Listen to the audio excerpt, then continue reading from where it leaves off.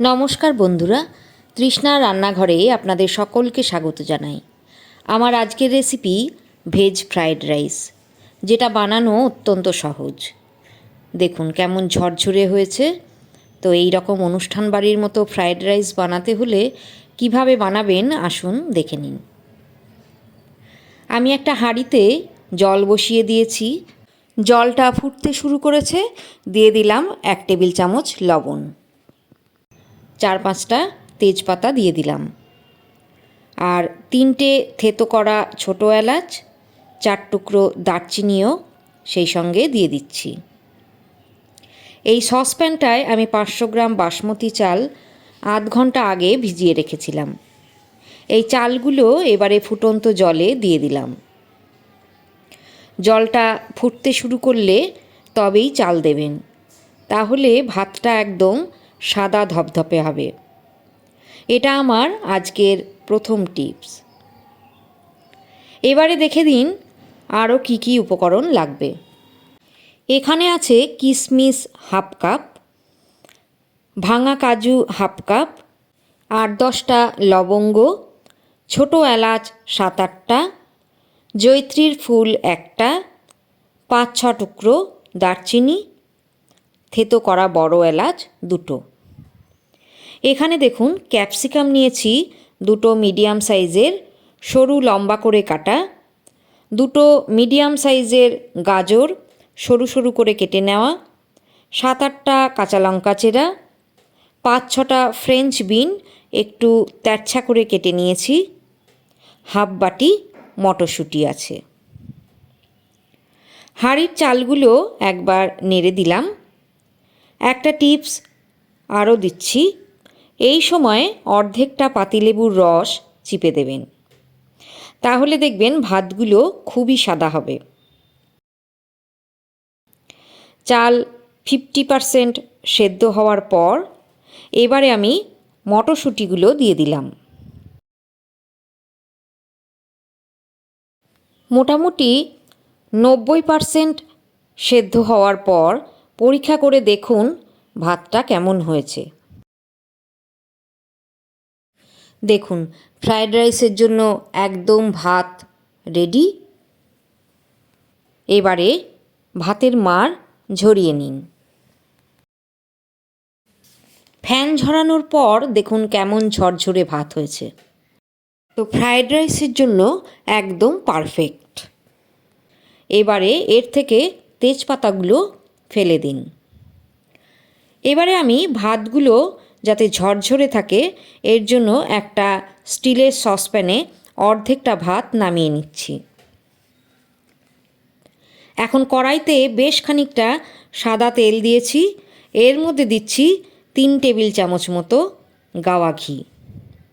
আপনারা শুধুমাত্র ঘি দিয়েও ফ্রায়েড রাইস তৈরি করতে পারেন। আমি তেল ঘি দুটোই ব্যবহার করছি। এবারে এতে কুচিয়ে রাখা গাজর আর ক্যাপসিকামগুলো ভেজে নেব।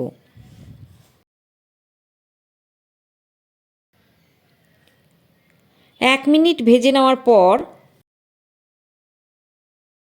কাঁচা লঙ্কা চেরা দিয়ে দিলাম। আবারও খানিকক্ষণ ভেজে নিচ্ছি। এগুলো খুব কড়া করে ভাজা যাবে না। এই রকম ভাজা হলে ঝাঁঝরির সাহায্যে তুলে নিয়ে অর্ধেকটা আমি হাঁড়িতে আর অর্ধেকটা সসপ্যানের ভাতের ওপর দিয়ে দিলাম। এবারে আরও খানিকটা ঘি দিয়ে দিচ্ছি। এখন কাজুগুলো দিলাম।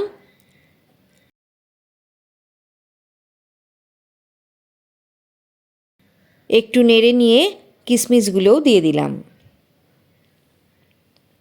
কাজু আর কিশমিশ ভেজে অর্ধেক অর্ধেক করে হাঁড়ির ভাতে আর সসপ্যানে দিয়ে দিচ্ছি। এবারে গোটা গরম মশলাগুলো ঘিয়ের ওপর দিয়ে দিলাম। একটু ফুটলেই সসপ্যানের সমস্ত রাইস আমি দিয়ে দিচ্ছি। হালকা হাতে নেড়ে দেবেন। এই সময়ে আঁচ একদম কমিয়ে দেবেন। এদিকে হাঁড়ির রাইসের সঙ্গে ভেজে নেওয়া উপকরণগুলো ঝাঁঝরির সাহায্যে এইভাবে মিশিয়ে দিন। এখানে আছে চিনি গুঁড়ো। যারা একটু মিষ্টি মিষ্টি ফ্রায়েড রাইস খেতে পছন্দ করেন তারা এইভাবে গরম থাকা অবস্থায় স্বাদ মতো চিনি গুঁড়ো রাইসের সঙ্গে মিশিয়ে দিতে পারেন। কড়াইয়ের রাইসেও 2 চামচ চিনি গুঁড়ো দিয়ে দিলাম।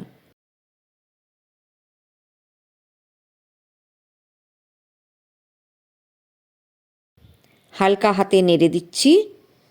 দেখুন কড়াইয়ের সমস্ত রাইস হাঁড়িতে এবার দিয়ে দিয়েছি। এবারে হাঁড়ির দুদিক ধরে এইভাবে ঝাঁকিয়ে সমস্ত রাইস ওপর নিচ করে নিন। এবারে ঢাকনা বন্ধ করে রেখে দিন 15 মিনিট। এর মধ্যে চিনি গলে গিয়ে একটা মিষ্টি স্বাদ এনে দেবে ফ্রায়েড রাইসে। দেখুন 15 মিনিট পর ফিরে এলাম। একদম ঝরঝরে ফ্রায়েড রাইস রেডি। ক্যাপসিকাম গরম মশলার ফ্লেভারে পরিপূর্ণ, জিভে জল আনা, একদম ধোয়া ওঠা ভেজ ফ্রায়েড রাইস যে কোনো লোভনীয় ডিশের সঙ্গে পরিবেশন করুন, একদম গরম গরম। আমি হাঁড়িতে রান্নাটা দেখিয়েছি কারণ বাড়িতে 4-5 জনের জন্য ফ্রায়েড রাইস করলে কিভাবে করবেন তার একটা আইডিয়া এখান থেকে নিতে পারবেন। আশা করছি এই ভিডিও আপনাদের উপকারে আসবে।